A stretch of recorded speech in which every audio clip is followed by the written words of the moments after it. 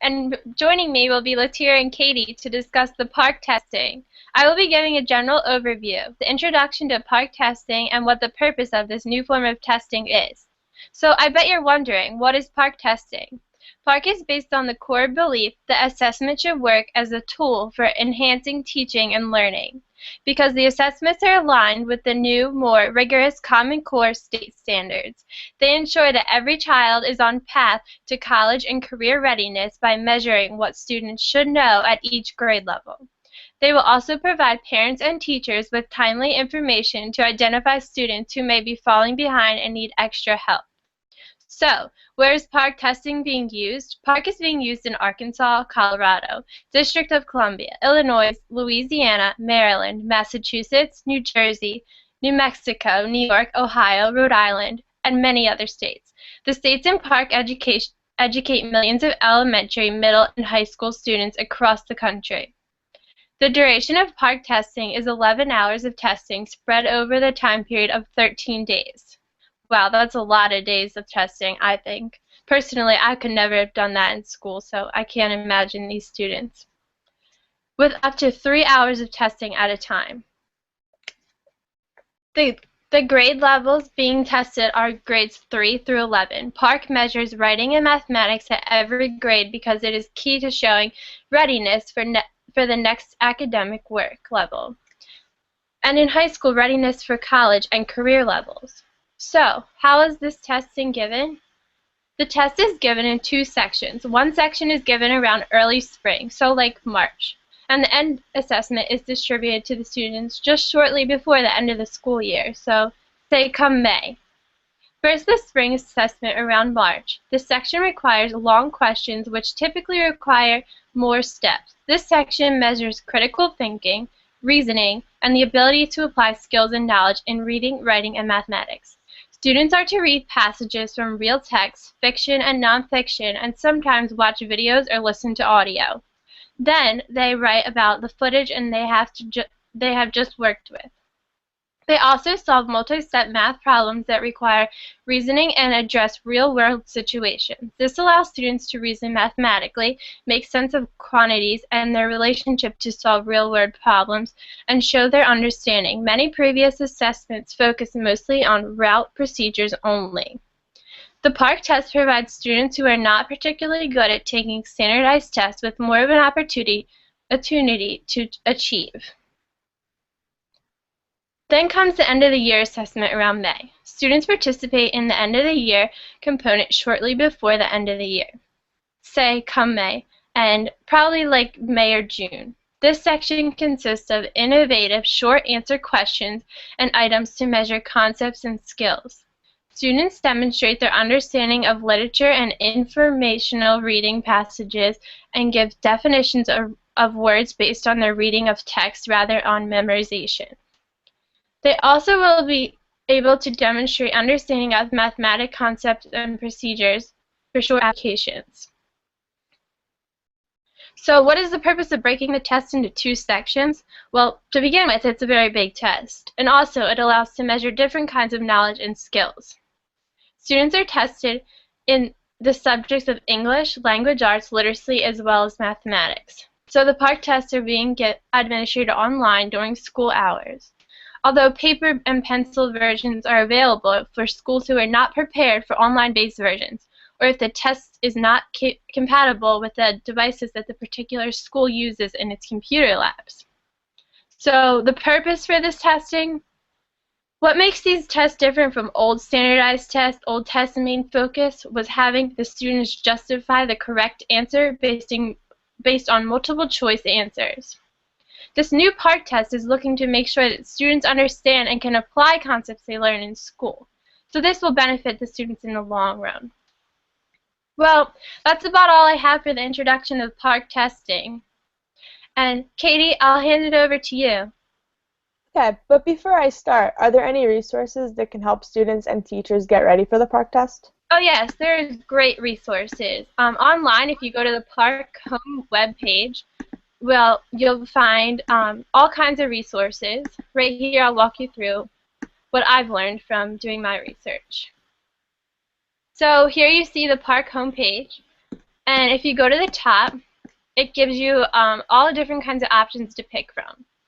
And I went under prep, and it actually gives you practice tests, which I thought was awesome because I would always stress over like the SATs and all those kind of standardized tests when I was younger and going through a schooling process. And the practice test allows you to practice before taking the test for a result.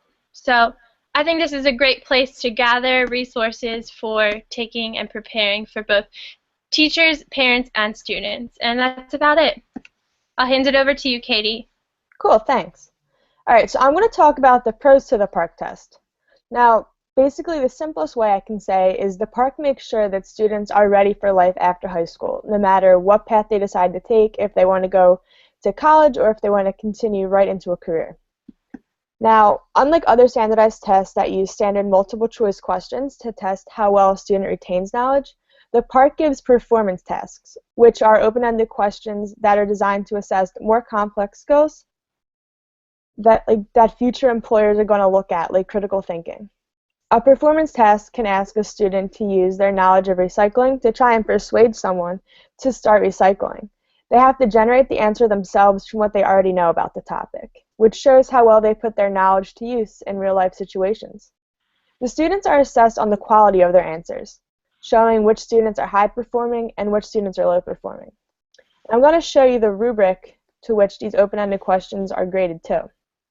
Now, the high-performing students are going to be in the 2 to 3 point score range, and the lower-performing students are going to be in the 1 to 0 point score range.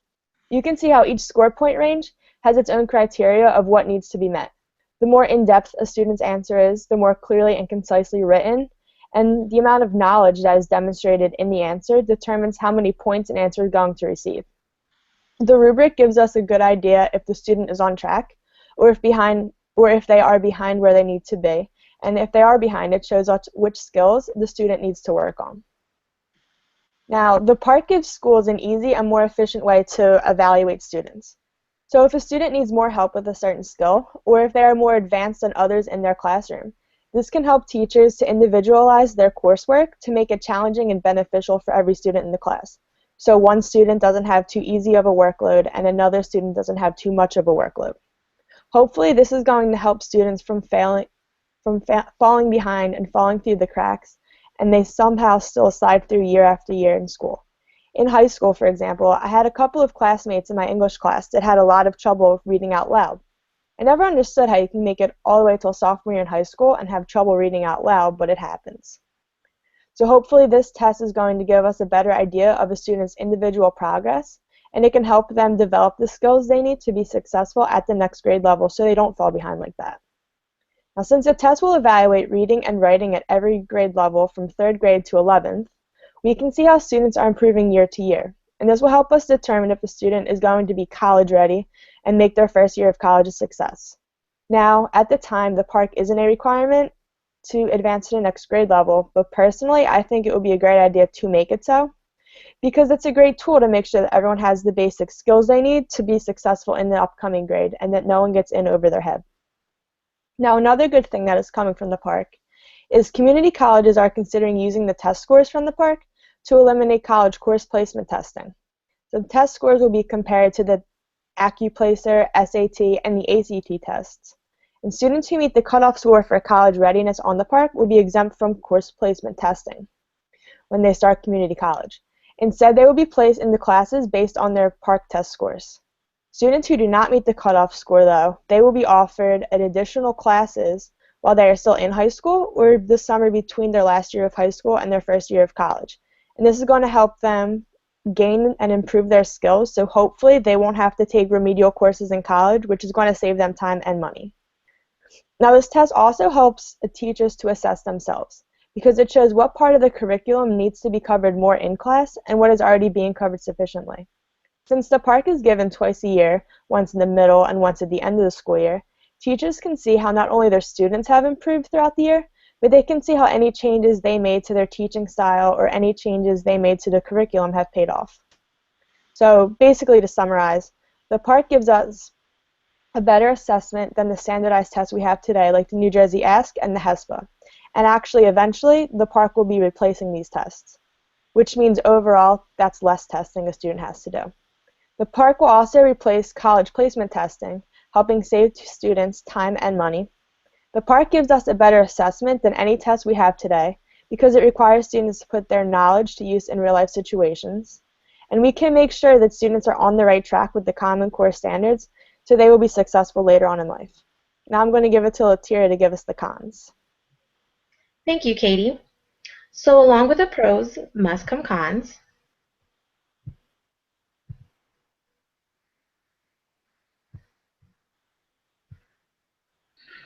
Okay, so the cons to the park testing are first the unknown. There are still too many unanswered questions and too much disorganization with only about a month to go until the test is administered. The time allotted for practice and simulation tests seems inadequate. Technology. Many schools are struggling to pull together the computers, properly equipped testing rooms, and Wi-Fi infrastructure needed to handle the volume of testing. How are the costs being covered? Will the vendor Pearson be able to handle technical issues arising during the tests?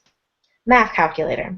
Concerns have surfaced over the utility tools inside the test, especially the calculator for math section. It's very cumbersome and not as functional as what children are accustomed to using. Level playing field. Since the test requires students to use technology, many children from poor and low-income areas may not have as much experience using the computers and software, which could put them at a disadvantage. Logistics. Are the 20 designated testing days going to be enough for all New Jersey public schools to work the test into their varied schedules? Outdated materials. The test uses YouTube videos and other pop culture items, but because of copyright laws, much of the material is out of date. And teacher anxiety. Teachers bear the burden of preparing students for the park tests while also trying to cover the normal curriculum. Many have expressed concern and confusion about tests, which will be used in part to assess professional performance.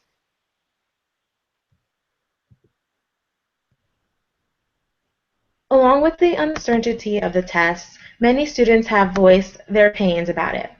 Here's a video of New Mexico high school students protesting the test.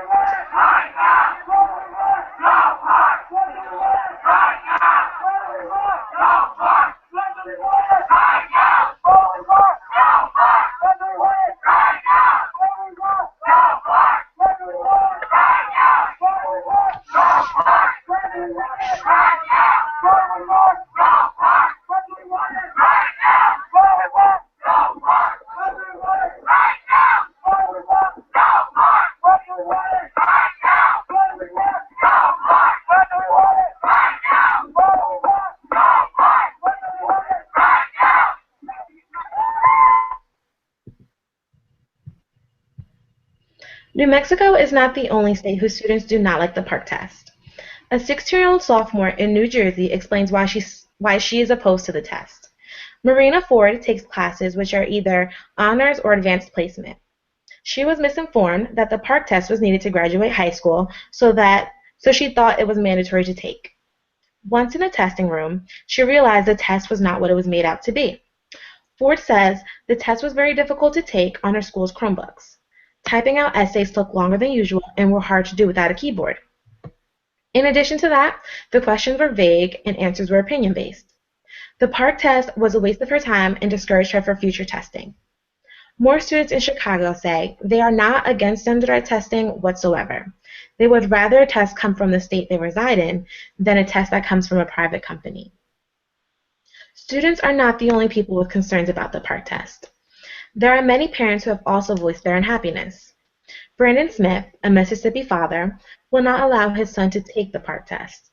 Pearson, the company who created the test, does not share the scores with the students or the school or parents. Mr. Smith explains that he does not trust the company because they are being very secretive. Other parents in various states have various concerns as well. Some parents have taken the pretest of park to see what their child will be up against. A mother with a PhD in humanities cannot finish the language arts sections because the questions were too confusing. The mother to an 8-year-old third grader states, "How fair would the essay section be for my son? His little fingers will struggle to reach each key." In addition to the various concerns for parents, the main worry is the fun and spirit of learning is being taken out of everything to prepare for this test. Younger students do not get to have fun with learning anymore. Everything they do is to get ready for the Parcc test. Exploring new territories have been replaced with test prep and computer classes. Due to all of the worrying, many parents have opted their children out of taking the test, a decision that affects the entire district. Oh, Latier, I just had a question for you. So I saw that video. That was crazy. I never thought high school students could be so much of a large body to protest. So who's more against the testing, students or parents? I would say parents are more against the testing because students have been used to taking standardized tests for a very long time. But Right. because this is new and parents have never heard of it before and have so many questions about it, they are the group that is more against the testing. So they're doing everything in their power to stop it. Yeah, and I know if I were a student, I would be very upset that I would be taking this test and I don't even get an outcome of my scores. I mean, that must be so frustrating to not only the students but the teachers as well. They don't know how they're doing with their students, and the parents don't know how their students are traveling through process of each grade. So I understand where they're coming from, and it seems like it could go either way, and I don't know really if it is a beneficial thing or if it isn't a beneficial thing. So I guess we'll have to continue to research. So I think that's about all we have, right, girls? Yes. I think good.